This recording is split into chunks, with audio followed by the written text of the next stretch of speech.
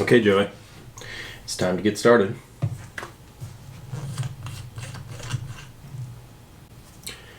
So it looks like somebody inscribed something in the back here. I've got some weird S's.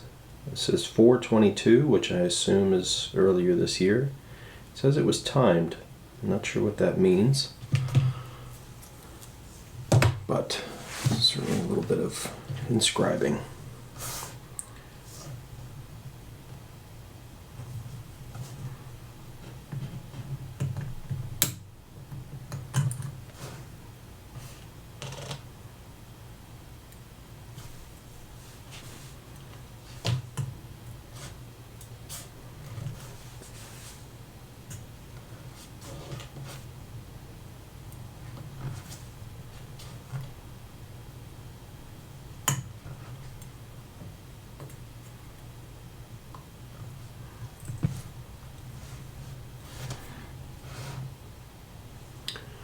That stem is fairly bent, but perhaps it will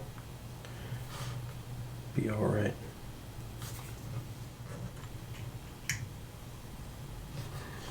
Here's that tiny mark on your dial.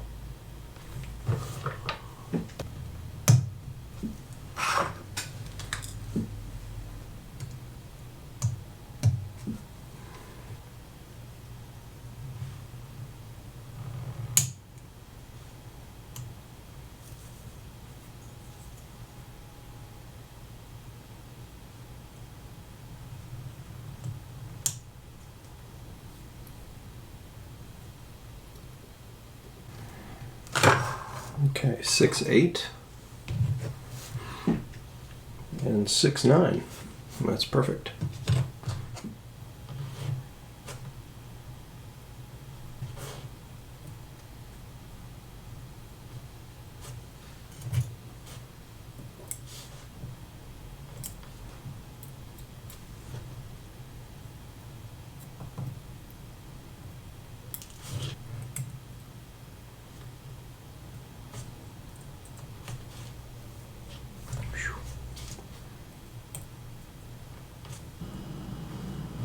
Swimming in oil.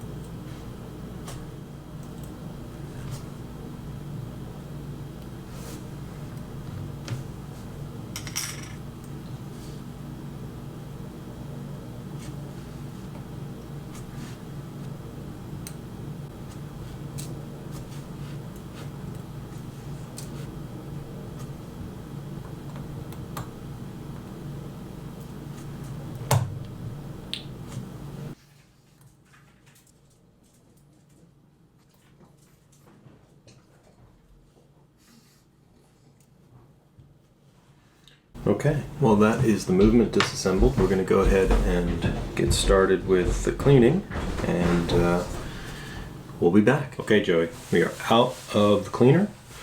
All of your components are ready for reassembly. We're going to go ahead and get started. Everything looks really great.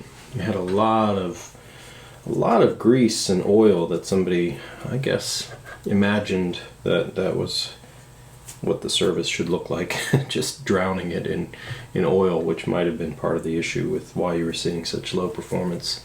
But all that's been cleaned off, and we are prepared to get you back together.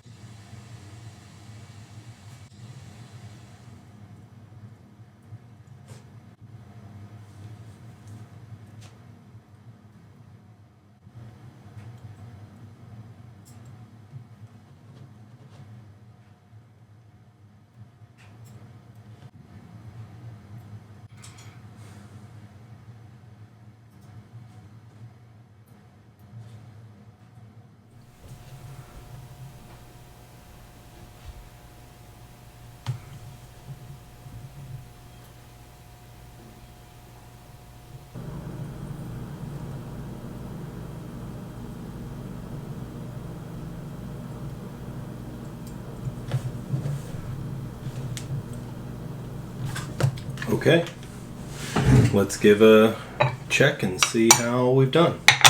Be right back. All right, well, pretty far out of adjustment, so let's do our adjusting here. All right, so let's bring the rate way down.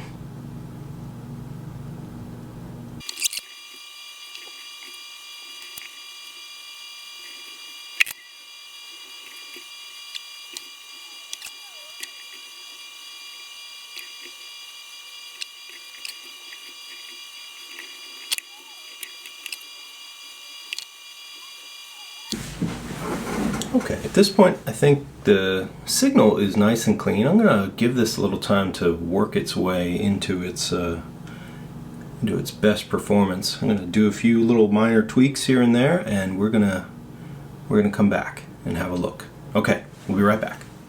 Okay, Joey, well, I think everything has settled down and broken in.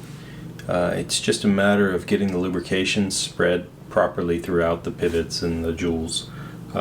But we're doing fantastic here. This is really a great set of numbers. I like the way it's going, and it just looks great.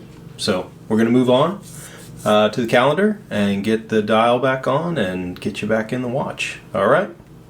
Looking good.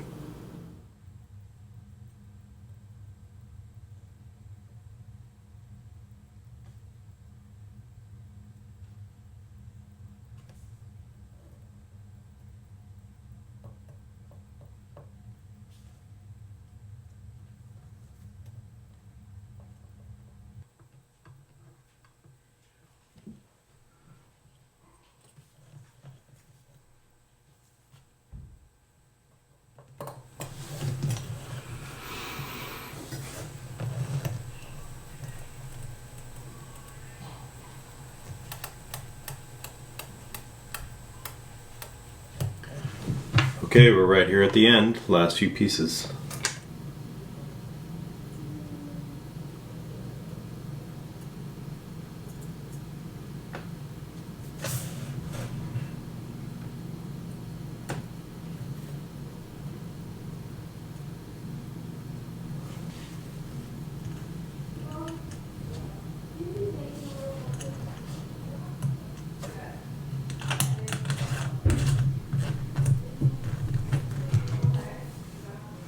All right, well, there it is.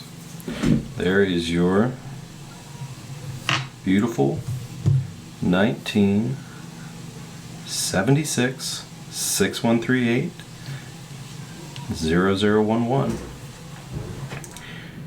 beautiful speed timer, JDM. It's just a really cool watch, and now it just runs like a champ. It looks really good. I think it came out spectacularly well. It was a beautiful watch to begin with. This was a very clean example, a really nice one. No major issues. It was a very easy service. Somebody at some point in the past decided to essentially inundate the watch with lubrication. It had a bunch of heavy oil in the lower part of the watch where you can get to it from the back side. I don't think the watch had ever really been serviced fully, but it was an easy. It was a straightforward service. It was very, very straightforward.